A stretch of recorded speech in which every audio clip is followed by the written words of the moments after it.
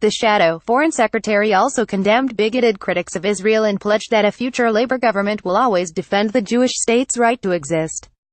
Her comments are a clear attempt by the party's hierarchy to draw a line under the anti-Semitism rows which have dogged Labour under Jeremy Corbyns' leadership.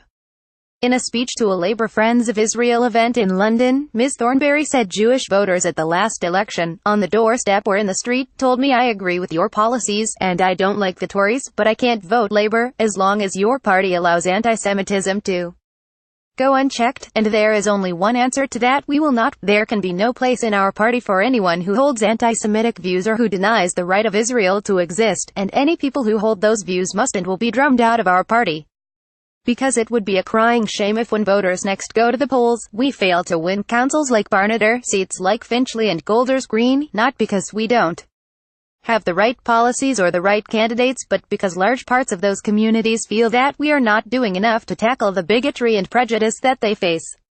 Instead, if we can demonstrate that zero-tolerance approach to anti-Semitism, not just in words but in action, then I hope we can get back to having a conversation with those Jewish voters about the other issues on which we all agree.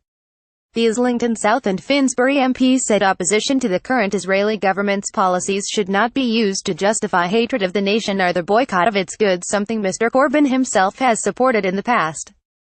Ms. Thornberry said she has profound differences with the current government of Israel, but that Labour's sister party in the country offered a more progressive future for its people in neighbouring countries. She said that was a constant rejoinder to all those who somehow believe that opposition to the policies of an individual Israeli government can ever justify a hatred of the nation and its people, or a boycott of its products, its culture or its academics, or a denial of its right to defend itself from military assault and terror attacks. She added that sort of bigotry against the Israeli nation has never been justified and it never will be. That is why it is so important to remember the centenaries of Labour's war aims and of the Balfour Declaration, because they enshrined the existence of the Jewish state and the rights of its people as a formal principle of our foreign policy, and committed us to defend the rights of Jewish people wherever we see them attacked around the world. And those principles will remain a cornerstone of foreign policy under the next Labour government.